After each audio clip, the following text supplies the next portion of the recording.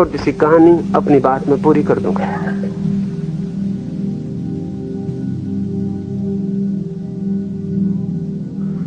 एक गांव के बाहर एक मरघट पर आधी रात को भटकता हुआ एक फकीर पहुंच गया। चिता जल रही थी, सर्द रात थी। उसने सोचा चिता के पास थोड़ी गर्मी मिल जाएगी, लेकिन चिता के पास पहुंचकर उसने देखा कि एक औरत खड़ी है, आंखों से आंसू बह रहे हैं, हाथ जोड़े खड़ी है और आकाश की तरफ देख के कह रही है कि अगर मेरे प्यारे को वापस नहीं लौटाते हो तो मुझे भी इस चिता में समा जाने की आज्ञा दे दो। और ये कह के वो दौड़ पड़ी है चिता की तरफ। फकीर तो कुछ समझ भी नहीं पाया, दौड़ को उसके कंधे को पकड़ा है और रोका है कि क्या करती हो। सांझ उसका पति चल बसा था। गांव के लोग उसे चिता पर चढ़ा के वापस लौट गए हैं। आधी रात उसकी विधवा पत्नी, वो युवती मरघट पर मरने उसके साथ आ गई। फकीर ने उसे रोका, रुकना नहीं चाहती है, कूदना चाहती है। फकीर ने उसे ताकत से रोका और कहा पागल हो। उस युवती ने एक बड़ी अद्भुत बात उस फकीर के सामने रख दी। उसने कहा तो एक वचन अगर देते हो तो मैं बच जाऊं, क्या मेरा प्रेमी वापस लौट सकता है? नहीं तो मेरे रहने का कोई प्रयोजन नहीं, अर्थ नहीं। वही था मेरा आनंद। उस फकीर भी बहुत अद्भुत रहा होगा, मुश्किल से वैसा कोई फकीर मिलता है। उस फकीर ने कहा घर लौट चलो, 30 दिन बाद तेरा प्रेमी वापस लौट आएगा। विश्वास करने जैसी बात न थी, लेकिन उस फकीर ने इतने आश्वासन से कहा था, उसकी आंखों में ऐसी दृढ़ता थी।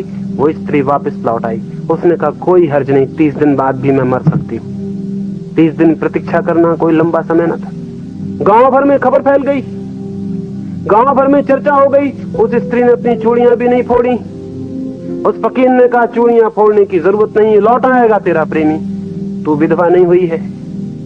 और रोज संध्या वो फकीर उसके घर आने लगा। कुछ उसे कहता होगा, किसी को पता नहीं क्या उसने उससे कहा। लेकिन 30 दिन एक एक करके बीत गए। गांव के लोग हैरान जरूर थे। वो युवती धीरे धीरे जैसे दुख के बाहर होती चली गई, जैसे उसके चेहरे से सारी उदासी मिट गई, मृत्यु की छाया विलीन हो गई। जैसे वो फिर ताजी और हरी हो आई, फिर जीवन की कौपलें उसमें निकल आई। वो फिर वापस वैसी हो गई जैसी थी। मृत्यु का ये आघात जैसे जा चुका था। 30 दिन पूरे हो गए। 31वें दिन की सुबह आ गई। सारा गांव 5 बजे से उसके द्वार पर इकट्ठा हो गए। लोग दरवाजा ठोकने लगे, दरवाजा खोलो, लौट आया है क्या वो व्यक्ति जो मर गया था? असंभव है ये बात। लेकिन आज परीक्षा होनी, आज लौटने का क्षण था। वे बाहर चिल्ला रहे हैं, भीतर कोई गीत गा रहा है और नाच रहा है। पता नहीं क्या वो लौट आया है। उसकी पत्नी नाचती है। बामुश्किल दरवाजे को खोलकर वे भीतर गए। नाचती थी वो स्त्री। पूछा उससे रोककर, लौट आया तेरा प्रेमी? उसने कहा हाँ, लौट नहीं आया। मैंने जान लिया वो कहीं गया ही नहीं, वो मेरे भीतर मौजूद है। इधर इन 30 दिनों में मैं जैसे जैसे शांत होती गई, जैसे जैसे मौन होती गई, जैसे जैसे चित्त निस्तरंग हुआ, मैंने पाया कि प्रीतम तो भीतर मौजूद है। मैं उसे कहां बाहर खोज के, वो मेरे भीतर मौजूद है। और जो चल बसा है वो मेरा प्यारा नहीं था, केवल दर्पण था जिसमें मेरा भीतर छिपा प्यारा दिखाई पड़ता था। दर्पण टूट गया, प्यारा मेरे भीतर मौजूद। जिसको तुम चिता पर चढ़ा आए हो वो एक दर्पण था जिसमें मैंने अपने प्रेमी को देखा था, जिसकी आंखों में मैंने झांका था और अपने को पाया था। लेकिन मैं भूल करती थी, मैं समझती थी वही मेरा प्रेमी। प्रेमी मेरे भीतर है।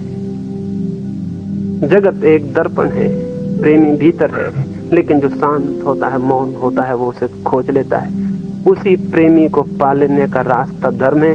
और ऐसी शिक्षा अधूरी है, खतरनाक है, जो भीतर के उस प्रेमी से जोड़ने के मार्ग पर न ले जाती हो। मैंने ये थोड़ी सी बातें तुमसे कही। पता नहीं मेरी बात तुम्हारे ख्याल में भी आएगी या नहीं।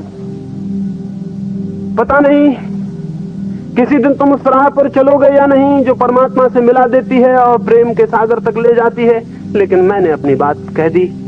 हो सकता है कोई बीज तुम्हारे मन में पड़ा रह जाए और किसी दिन वर्षा आए जीवन की और उस बीज में अंकुर आ जाए, और किसी दिन जीवन का सूरज उगे और उस अंकुर में गति हो जाए, विकास हो जाए, और तुम उसे पालो जिसे पाने के लिए मनुष्य पैदा होता है।